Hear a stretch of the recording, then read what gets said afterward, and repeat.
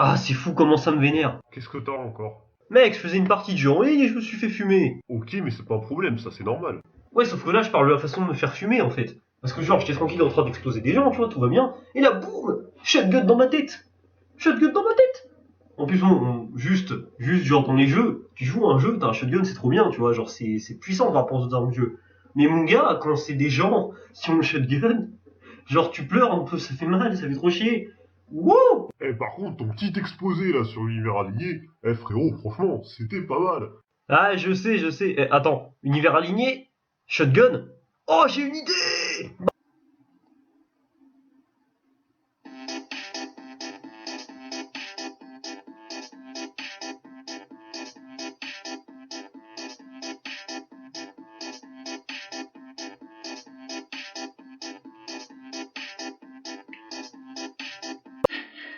Souvenez-vous de l'exposé que j'avais fait sur l'univers aligné. Et souvenez-vous maintenant de la branche dont j'avais parlé qui était transformée en Rise of the Darkspark. La plus grosse partie du jeu est une histoire qui se concentre entre War for Cybertron et Fall of Cybertron. Sauf qu'on a 20% du jeu qui se passe dans le Bayverse, ou qui reprend en tout cas l'univers des films de Michael Bay. Et bon déjà là c'est incohérent parce que si vous vous souvenez bien dans mon exposé sur Terre après les jeux sur Cybertron normalement c'était FP. Bon bref passons. Et vu que dans cette partie sur Terre, tu joues tout le temps des Autobots, et tes ennemis, c'est les drones mercenaires d'Age of Extinction. Sauf que le truc, c'est que comme tout jeu de tir, fallait un petit peu les varier, donc du coup, ils se retrouvent avec plusieurs types d'armes, comme par exemple des fusils à pompe et d'autres types d'armes, mais c'est comme ça donc qu'on se retrouve, messieurs, dames, avec le mercenaire Shotgunner. Et là, il y a un problème.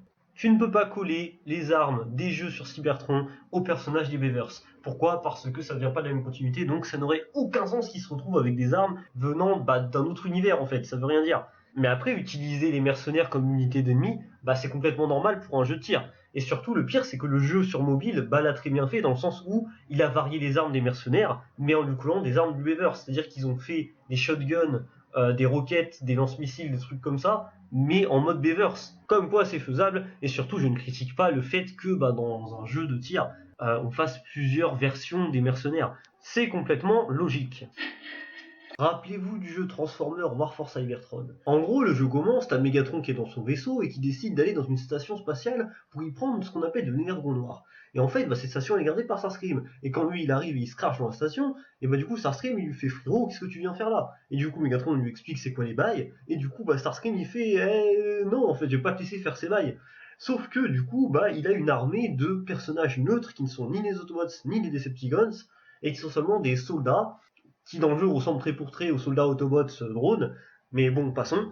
Et en gros, c'est des soldats neutres. Et ce soldat neutre, tout comme les mercenaires, ont plusieurs types d'armes différents. Et du coup, on retrouve aussi des fusils à pompe soldats neutres, donc des shotgunners neutral soldiers. Et enfin, sur eux, j'ai pas grand chose d'intéressant à dire parce que c'est juste des soldats neutres avec des shotguns. À part que, je trouve ça hyper fainéant que le jeu c'est soit dit, tous les drones Autobots vont beaucoup ressembler à ces soldats alors que ces soldats sont neutres, ils n'ont pas de faction. Retournons maintenant sur le jeu Fall of Cybertron et parlons des drones Autobots et en particulier les Shotgunners Autobots qui sont de couleur bleue. J'aime beaucoup ces designs de drones Shotgunner parce que je trouve qu'ils sont un peu bourrins mais sans non plus trop être dans l'excès et du coup sans non plus trop avoir de pièces en plus. Et leur couleur bleue qui fait un effet très métallisé les rend encore plus agréables à l'œil. Pour continuer de parler de War for Cybertron, les drones Decepticons, ils sont quand même vachement stylés. En plus, basiquement, c'est vraiment les prototypes des véhicules avant qu'ils arrivent sur Terre. Mais surtout, le truc, c'est que il y a aussi des shotgunners drones Decepticons. Et ça, c'est stylé, ça. Ils ont des corps de robots très humanoïdes, très fins, avec pas beaucoup de parties en plus, un petit peu dans le même style que les véhicules. Ces designs les personifient vraiment, et leur donnent un côté vraiment alien organique, même si, ça reste des machines. Et pour conclure, j'aimerais revenir sur le jeu Fall of Cybertron avec les unités Autobots Shotgunner, mais cette fois-ci pas les bleus, plutôt les versions dorées, qui ont déjà des couleurs très belles et qui sont pas extrêmement différentes des versions bleues, à part qu'elles ont quelques petites pièces en plus. Et j'aime beaucoup en général les designs des drones Autobots de Fall of Cybertron, car je trouve qu'ils font fin, ont des bonnes proportions, et ont un design bien eux, ce qui est vraiment cool. Contrairement aux drones Decepticons du jeu, qui sont faits à partir des parties du corps de certains Combaticons. Du coup, c'est la fin de la vidéo, j'espère que vous l'avez kiffé. Donc voilà, on continue la saga de l'univers aligné qui a commencé à partir de Sensing. Donc voilà, j'avais envie de parler de personnages de cet univers. Bon, même si pour le coup, c'est vrai que là j'ai plus parlé de soldats que de vrais personnages, c'est-à-dire j'ai vraiment parlé même d'un type d'armement en fait. et même pas de vrai perso. Et bon, on peut omettre la partie Beavers, hein, parce que je pense pas qu'elle est hyper utile. En tout cas, pour ma part, ce fut un plaisir. Et comme mot de la fin, je dirais que si jamais, sur la tête de Wham, si je retrouve celui qui m'a flingué avec son fusil à pompe, je lui fisse le